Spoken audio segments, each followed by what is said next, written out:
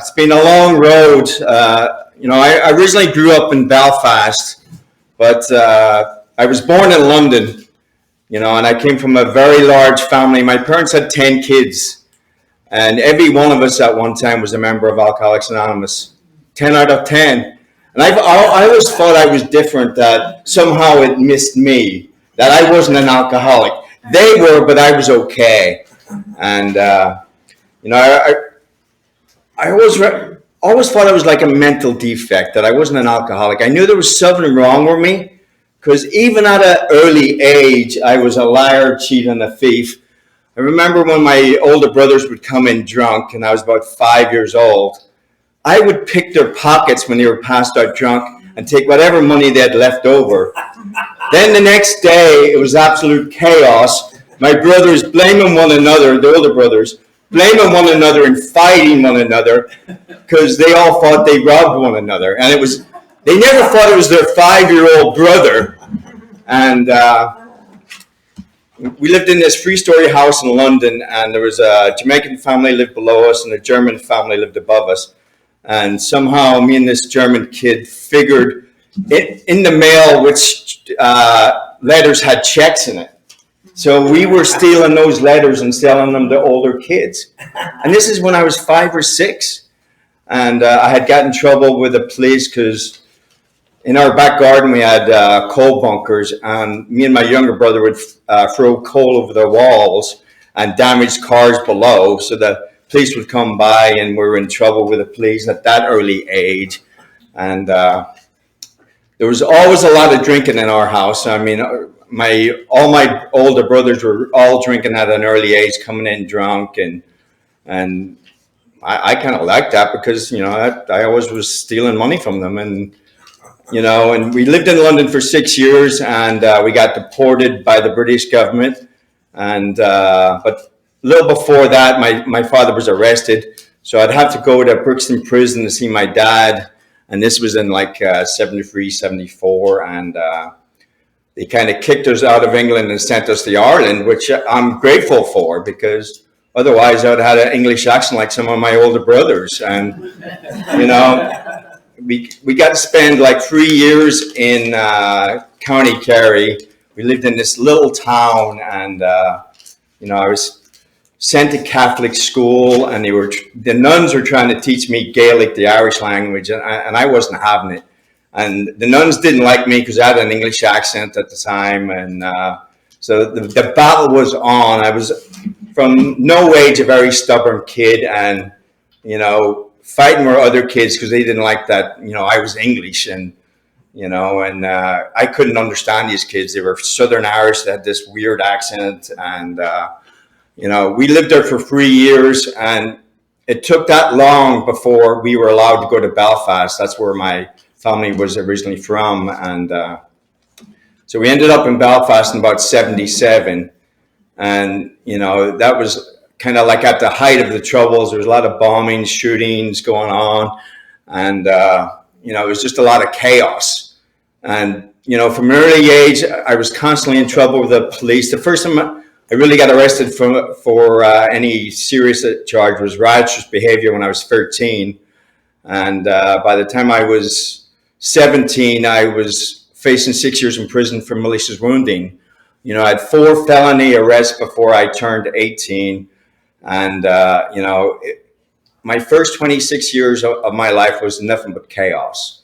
And, at an early age, I discovered alcohol. And that was the only thing that kind of shut up what was going on between my ears, because, I just had this constant rage. I remember just walking around Belfast in such a rage that I just hoped that somebody would say some shit to me so I could punch somebody. And that's how I felt 24/7. And the only thing that removed that was by getting drunk or getting high. And, I overdosed in school when I was 16. I was the only kid that ever overdosed in school. I was the only kid ever to punch one of the teachers in school. And, you would have had to kill somebody to get expelled in my school, because, they would just let you come back. And, and I just thought I was unlucky. I'd look back and I'm like, why am I always getting in trouble? I mean, I just couldn't figure it out. And I was up in court with one of my friends one time on a burglary charge, and I got suspended, and I'm walking out of the courthouse. We're walking through Belfast City, and I'm telling my friend, I'm like, I'm gonna have to stop hanging around with you. You're always getting me in trouble. Then this guy walks by, and I didn't like his soccer scarf, so I start beating on this guy in the center of town.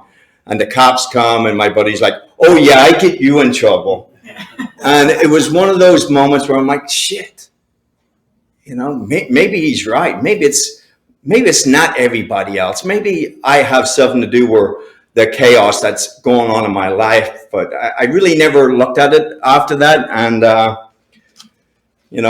was on a suspended sentence for malicious wounding, and that if I had got arrested in a couple of years, I was going to go down for 6 years in prison. And by the age of 19, my folks said, "Sean, it's time for you to leave." And I'm like, "What are you talking about?" It's like, "Here's a one-way ticket to Los Angeles." So they sent me to Los Angeles. I had two brothers living in LA at the time, and they were like brand new in recovery, and they were going to AA meetings. So pretty much the first place I ended up in Los Angeles was an AA meeting. And it was the Wednesday night Pacific Group meeting, which used to be the largest meeting in the world. And on a Wednesday night, you would have to go there, and everybody would line up. And I'm like looking around, everybody's dressed up in suits and ties, and I'm looking at the cars, and I'm like, it almost felt like we were going to the opera or something, and I'm thinking to myself, where's the alcoholics? Nobody looked like an alcoholic, and when I was growing up in Belfast, I had these two uncles that every weekend they were kicked out of the house, and my mom would put them up. So me and my younger brother would always end up giving up one of our beds to one of the drunken uncles. And the fuckers were always pissing in the bed, And when I was like 15, I'm thinking to myself, I'm going to fucking go to my Uncle Tom's house, and I'm just going to piss in his bed, just to get him back or something, And it was just, so there was always a lot of chaos in the house. I grew up in a very large family. There was always a lot of drinking.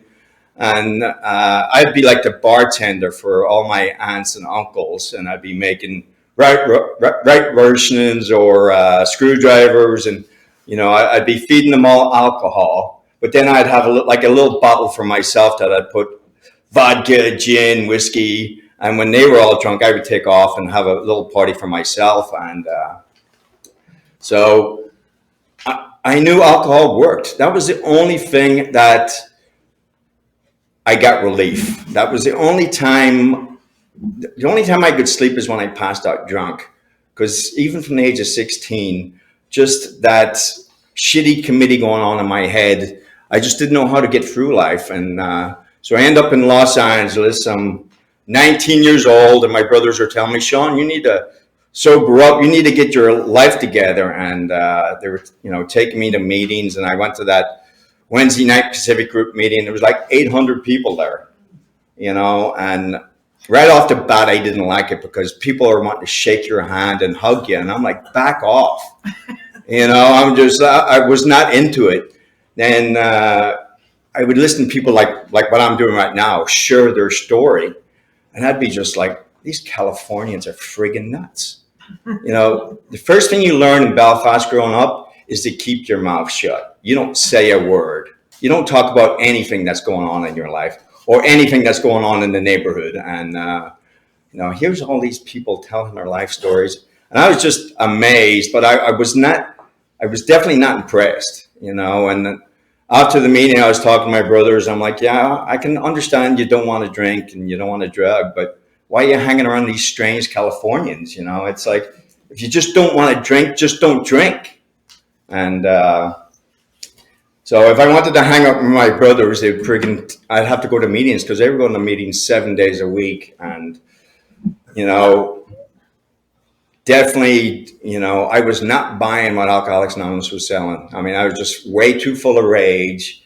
And my first 6 months, I got arrested for a DUI. So I, sent to AA for 6 months, and I have to go in there.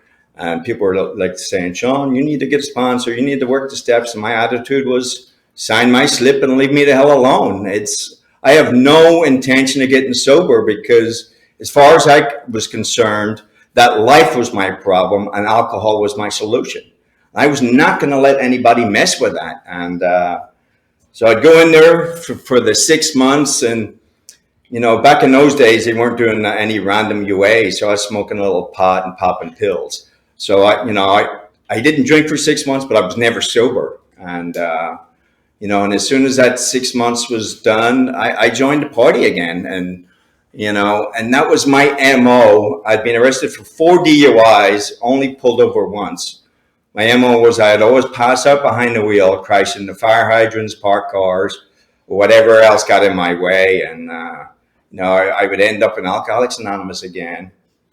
And, my first DUI, I lost my driver license for 1.5 years. And I work construction, and I have since '84. So trying to work construction with no driver license in Los Angeles was not fun. And my brother got me a job working with all his AA buddies, and they would pick me up in the morning to take me to work. And a lot of times I was so passed out drunk, and these guys were driving me to work. And I'd say to my boss, I need to go and sleep for a few more hours. I only stopped drinking about an hour ago. And, when I got sober, I was wondering why this guy didn't fire me, because I was such a friggin' mess. And he had a lot of new guys working with him that were newly sober. And he was probably saying to these guys, if you drink, you're going to end up like this guy. Because I was a friggin' mess. They were always complaining that I was reeking of alcohol, and just like these fuckers would not leave me alone. And so at a certain point, my boss said to me, Sean, you need to sober up or you're going to get fired. And I told him to go F himself, and I quit.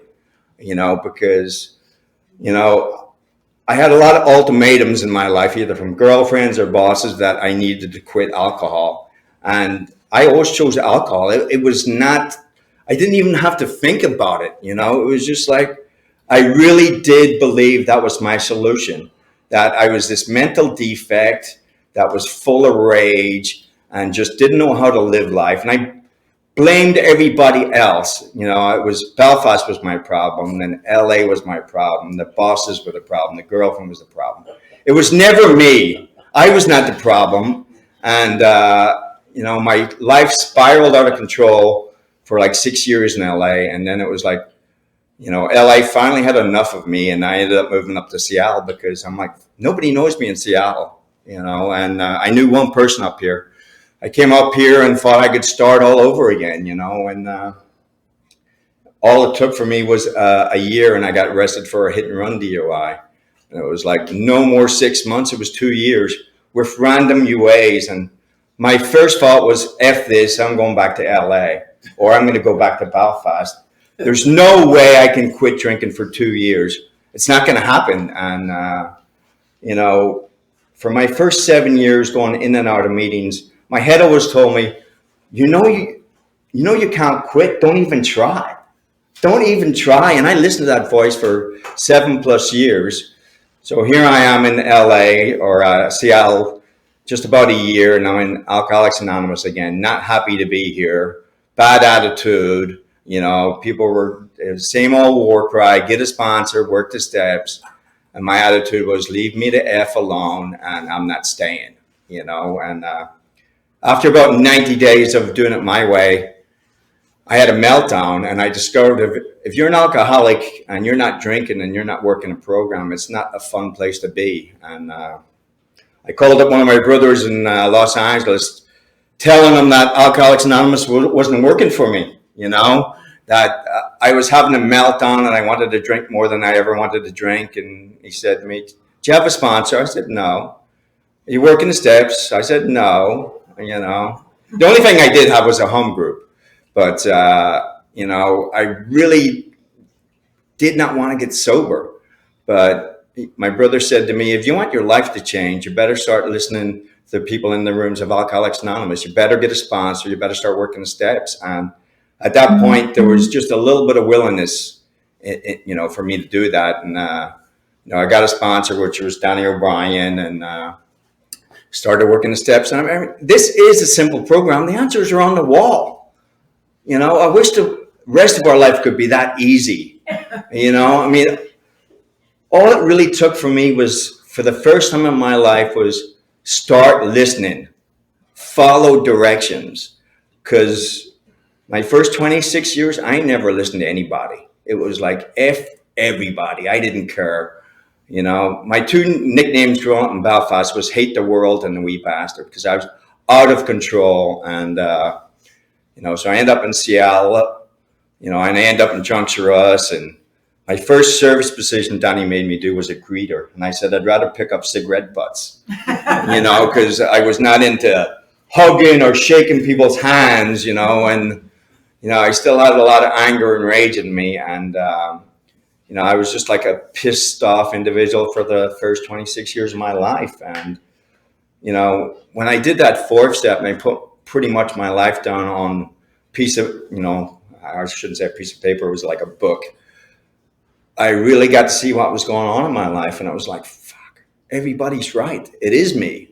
I am the problem. And with alcohol and drugs, I'm a problem for everybody else.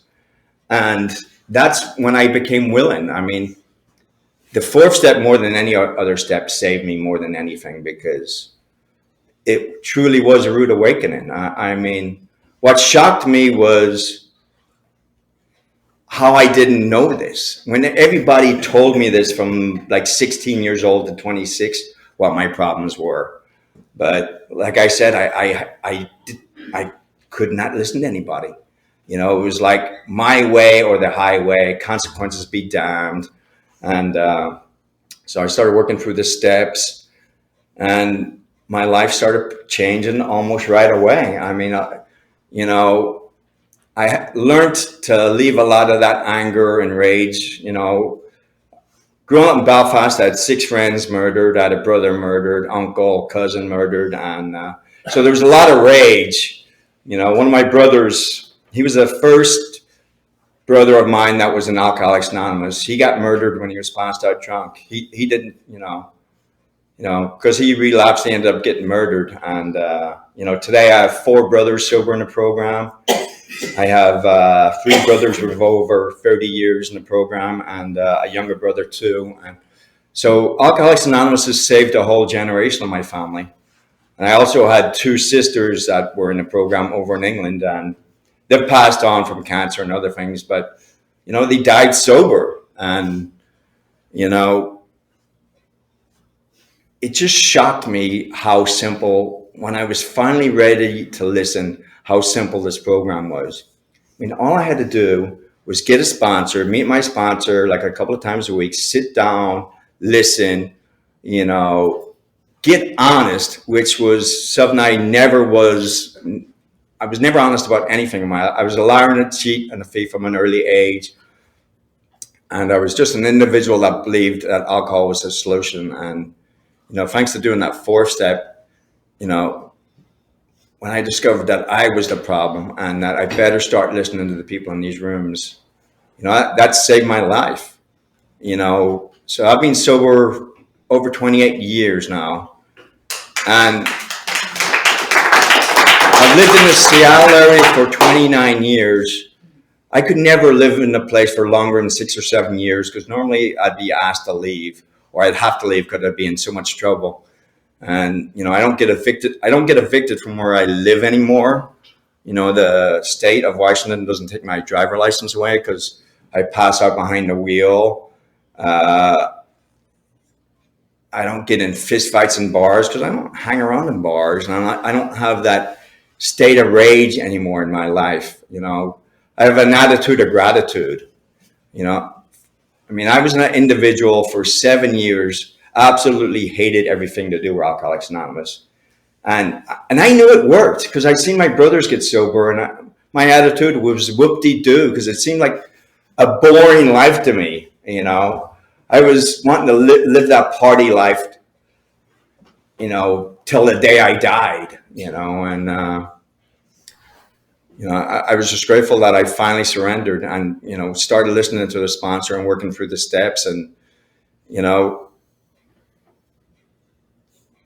this is a simple program. I mean, it's, you know, the last 25 years, Pass It On and Bereans being my home group. And, you know, that's one thing a lot of us don't really talk about, is the importance of a home group.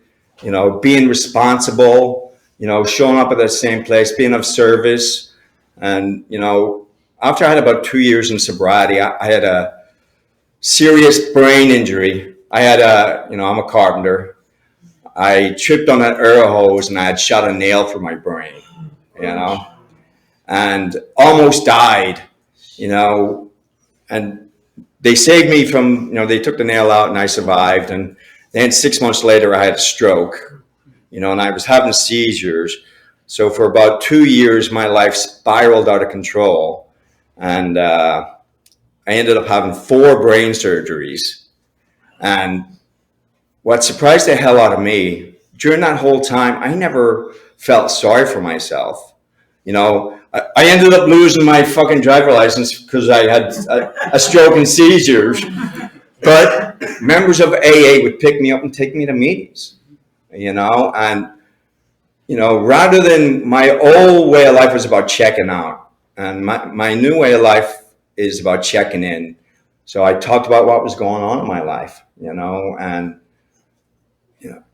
meetings saved my butt. And what was a big one for me was going to morning meetings. I had to go to a morning meeting because I had to shut my head up right away. And, after I got through that, they tried to talk me out of working construction. They're like, we don't do work in construction anymore. I'm like, F you, that's all I know in life. And started working construction again. And about 10 years after that, I had a whole pile of drywall fall on me and crushed my leg. And, I had 27 fractures. I was off work that time for like 9 months. But, once again, just had to have people take me to AA meetings. And, and one thing that I've learned in this program is to be a good listener, and it's the people in these rooms taught me a new way of living today. It's like, I don't punch people in the face anymore, so I don't go to jail anymore. I don't drive drunk behind the wheel, pass out, crash into parked cars or fire hydrants.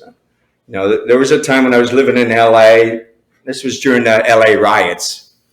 And I came to, and I was in Mexico, and at this time, I was like, no big deal for Americans, but I didn't have a green card. Oh, no. So I'm in Rosarito, Mexico, drunk off my ass.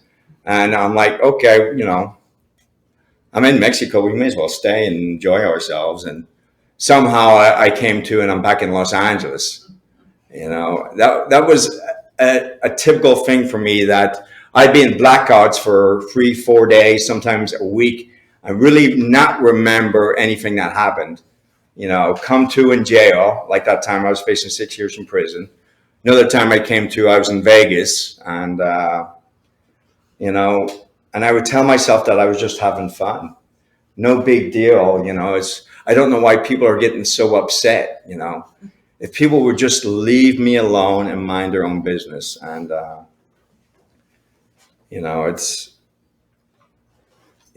had a younger brother there. He relapsed a couple of years ago. And I was working down in Los Angeles at the time. So we had a family intervention, and we ended up getting him back into treatment. And he relapsed on oxycodone and meth. And I never thought he was going to come back from that, because he was a raving lunatic for like 6 months, talking about lizard people running the world, and that he believed that his children weren't even his children. And I was convinced he was never going to come back from that, and he got through the treatment, inpatient treatment, and started going back to meetings. And, now he's got like four years of sobriety again. So he came through that. And, it was, and I always used to use my younger brother as relapse prevention, because I would call him up when he was still partying. And I was just like, fuck, thank God I don't live that life anymore, and I'm running out of things to say, but one of the things I've learned to do is, no matter what, is I never get away from meetings. I spend a lot of time traveling for work. I'm working up in Orcas Island 4 days a week now, and the first thing I did was look to find out where the AA meetings were. And at the height of the pandemic, I spent 10 months working down in Malibu, and it was like all of a sudden there's no friggin' meetings, but you know, I did try the Zoom for a little while. It didn't work for me, but you know, it's good to see that we have in-person meetings going again. And because no matter what, it doesn't matter how many years I have sober, that, you know, no matter what, I don't get away from meetings. And, you know, if somebody asks me to secretary, chair, whatever, be a speaker, you know, be available and follow instructions. And, you know, thanks to this program, I'm a grateful alcoholic today, which was something I could never admit. You know, I always just thought I was like this unlucky mental defect. And no matter what, I know that alcohol is not the solution to what's going on in my life today. And what I do is I come to meetings, I share what's going on in my life, and checking in is a lot better than checking out. So I'll continue checking in. And, you know, if you're new, get a sponsor, start listening to the people in these rooms. And, you know, it's, you know, I mean, all four of my brothers and me, 5 of us in my family are sober. So that's 100%. And we were some fucked up individuals. One of my brothers was a heroin addict that spent 5 years in prison. You know, 2 of my other brothers had to leave the country because they were ordered to leave or be shot. You know, so I came from a very motley crew of brothers and sisters and uncles. And, you know, we were able to get this program, you know, and for that, we were truly grateful. Thanks. I'm done.